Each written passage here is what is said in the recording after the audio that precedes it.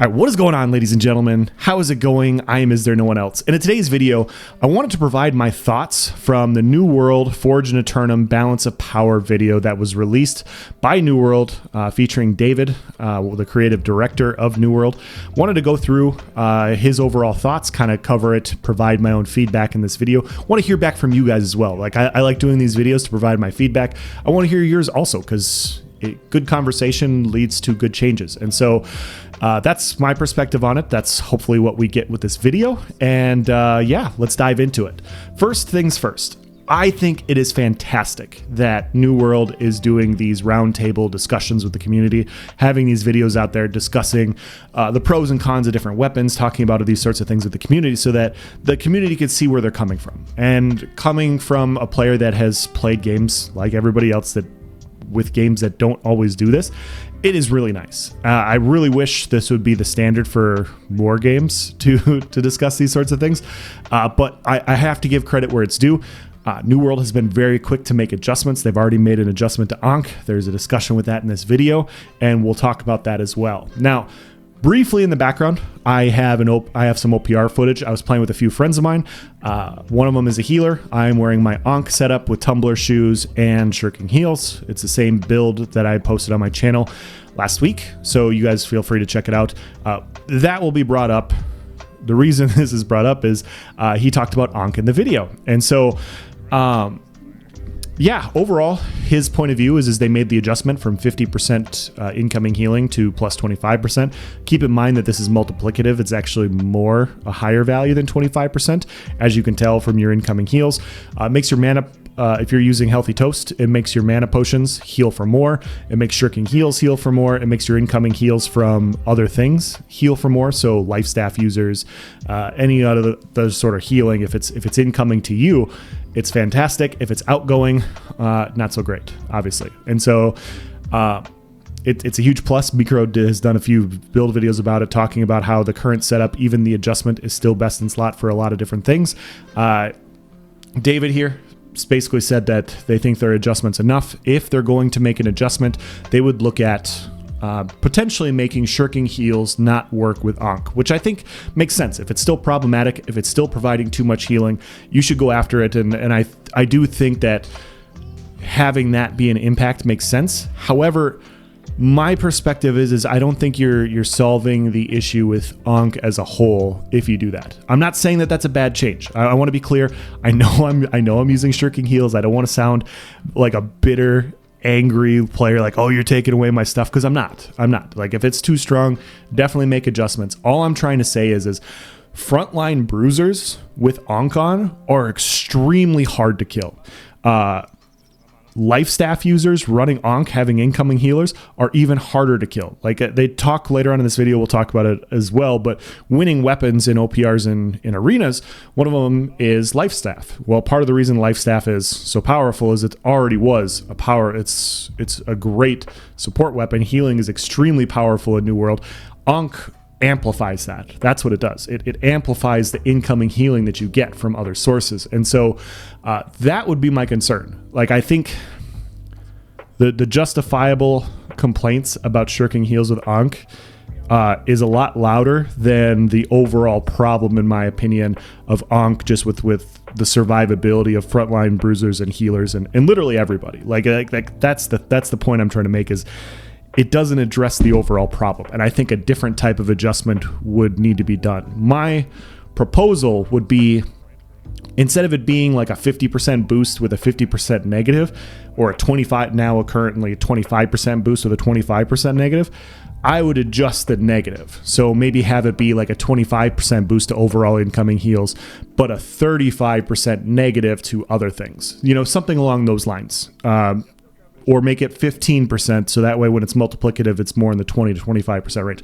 Something like that. I would make those sorts of adjustments and make the ratio of pros and con percentages to be a little bit more negative, because currently it's just so good, man. It's just so good on just about everybody. And so, yeah, I'm not saying don't go after shirking heals. I'm just saying that, you're looking at you're looking at a needle in the haystack when the entire problem is the whole haystack.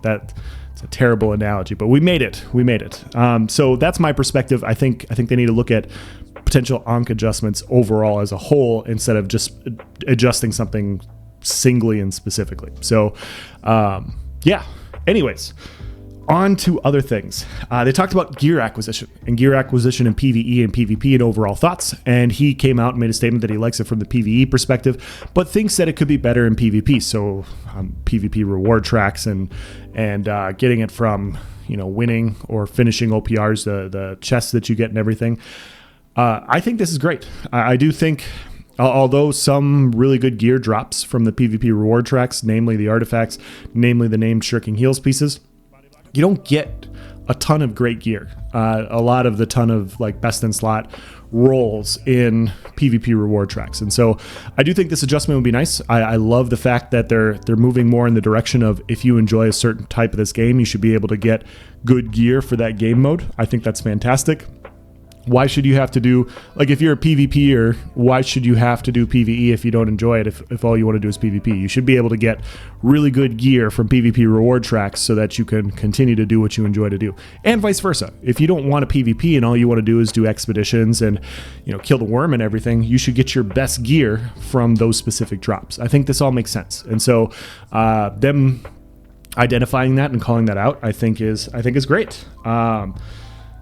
As far as balance, he brought up a really good point. And the point that he brought up in the video was that the balance is in flux right now. That nobody knows what the best builds are going to be, because due to the mutation system where they're only releasing, there's 2 mutations a week, we haven't gotten our hands on all of the artifacts yet. And so there's a bunch of different mix and match artifacts that we can combine, and not all of them have been done yet. And so because of that, we're not seeing a meta really get established. Like there's obviously some things that are extremely powerful. Obviously, like there's some very powerful things out there, but there's stuff that is unknown that could be equally as powerful to come out later. So I think that was a really good point. I think overall, I'm really enjoying the patch. I'm really enjoying the patch from a PvP perspective. I like the overall survival. I do think some weapons are a little they need to be looked at a little bit, and one of the ones he brought up here was Blunderbuss. His statement was they're going to look at it. It's bursty in nature. They're looking at how to adjust it, but they're just not sure what they're going to do yet. I like the burst on Blunderbuss. I think it's basically what it has. The only adjustment that I would personally say from the outside looking in is exhaustive net shot. It's tough. That's all I'm going to say. Like you have net shot give you this huge snare, and then you get this huge reduction in stamina. Like it's brutal to deal with. It's really brutal to deal with. And so burst is fine, killing power is fine, reducing stamina recovery would be fine, but maybe make that reduction. Those are the types of things I would look at. Just my personal opinion. If you guys have your own opinion that's on Blunderbuss and where it's at, please provide it in the comment section below. I know that's one that's hotly debated because it's one of the few weapons that can really just 100 to 0 somebody very, very fast. And so, those overall are my thoughts on it. Talked about Scorpion as well, the artifact Scorpion, the spear that pulls people to you.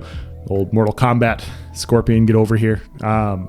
Anyways, he brought up a good point that he believes that Scorpion might be powerful and it might be contributing to wins for Blunderbuss users, because people are pulling, people are using Scorpion with Blunderbuss to pull people in, and then when they pull people in, they're then, 3-piecing them at close range. And I can see how that would be extremely problematic and tough to deal with. And so can't say it hasn't happened to me. And so they're saying they're looking at it, and so we'll have to see exactly what they do. Pulls, snares, roots, like all these sort of crowd control sorts of things are extremely powerful. And then you combine it with the burst of Blunderbuss, and it makes for a very powerful combination. So it makes sense they're looking at it.